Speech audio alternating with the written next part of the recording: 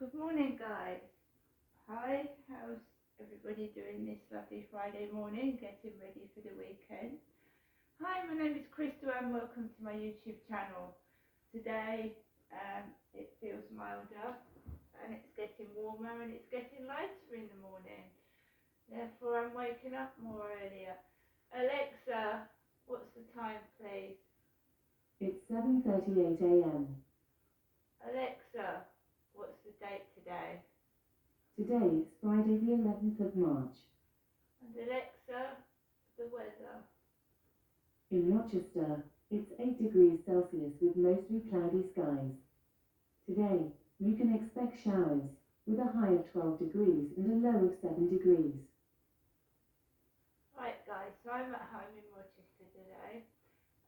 As I would write in my diary, I can't at the moment, but when I do, I put that I fed the cat, I fed Max. Today I've made myself a lemsip and a cup of coffee. I still have an excruciating headache, but I am carrying on as normal, because that's what I do, whether I feel ill or not. I still have to take Max for a walk. I still have to do the mundane chores and everything else that you have to do during the day, even when I don't feel well, and that's it. There's me, myself and I've got nobody else. I do try and go up and help my mother Jennifer when I can. We agreed to meet on Sunday, and that's what I've done. I've told my mum I won't be answering the phone very much up until Sunday because the phone triggers off my migraine as it is at the moment. I'm just getting excruciating headaches. So I shan't be answering the phone very much up until Sunday to try and relieve this, whatever this is, after the iron infusions. I keep getting thunderclap headaches, a really excruciating headache after a migraine, and you just got to wait for it to wear off. Sometimes it can take 3 days, sometimes it can last for a week or even longer. Right, so last night I just spent playing Spades, the online card game on my phone. I do like card games, I love card games, so I've been playing Spades. You compete as a pair against another pair, and the couple that wins gets the coins, etc., etc. I put the telly on and off, and I put a thing on the TV about stalking,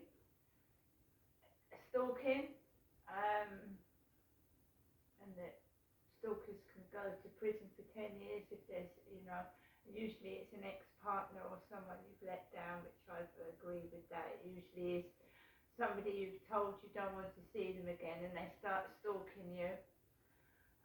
So I watched that for a bit.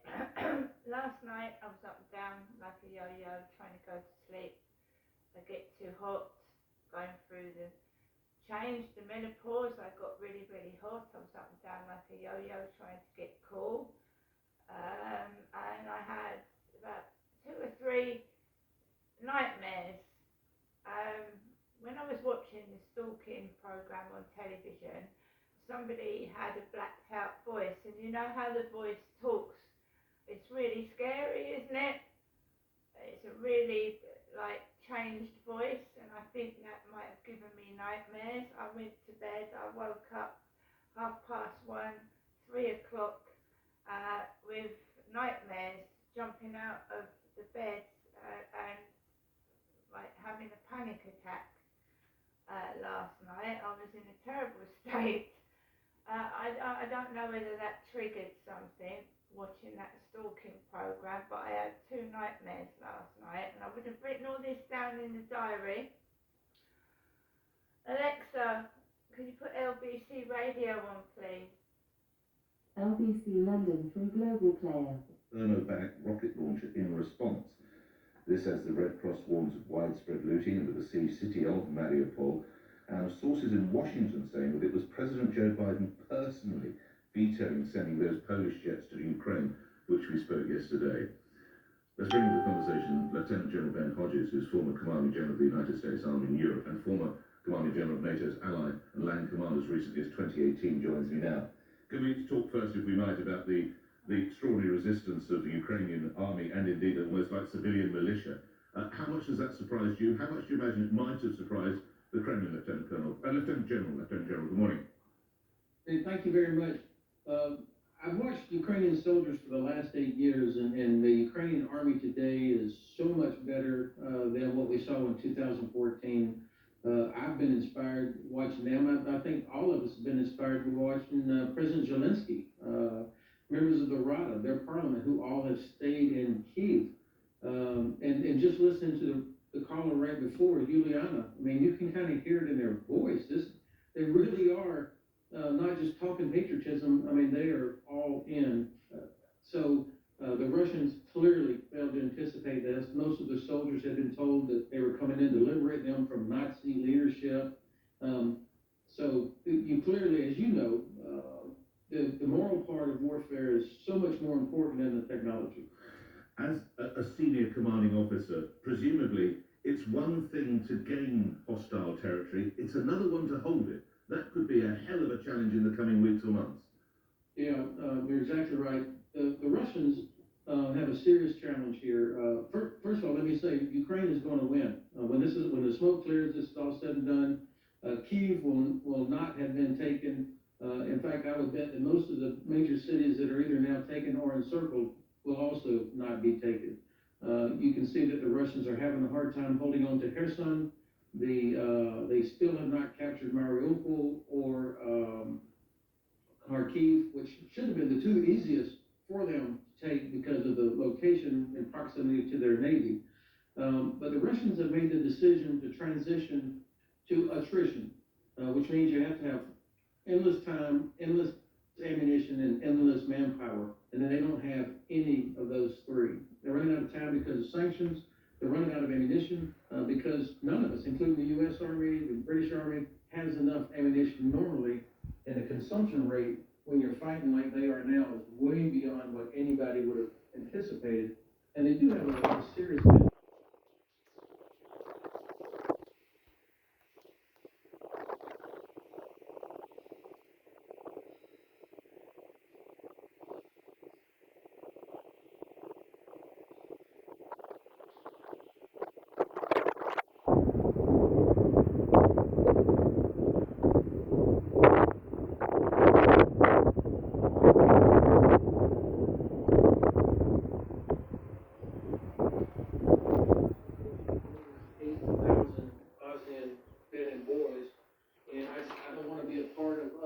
Standing on the outside again.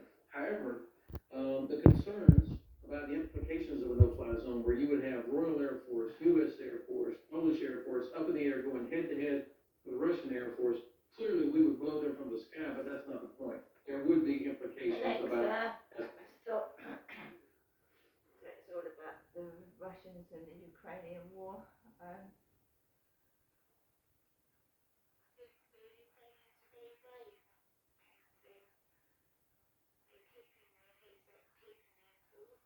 Yeah, that's what they should do. Keep them morale up, and when you're under attack, I mean, I don't know what it feels like. I wouldn't want to know what it feels like. I feel so sorry for them. I think they should get all the help and support they need. So today I'm just at home taking Max out for a walk, etc. I've got to pop into the co-op. I've run out of cat litter. And that's it really for today. Just try and get rid of this headache if at all possible.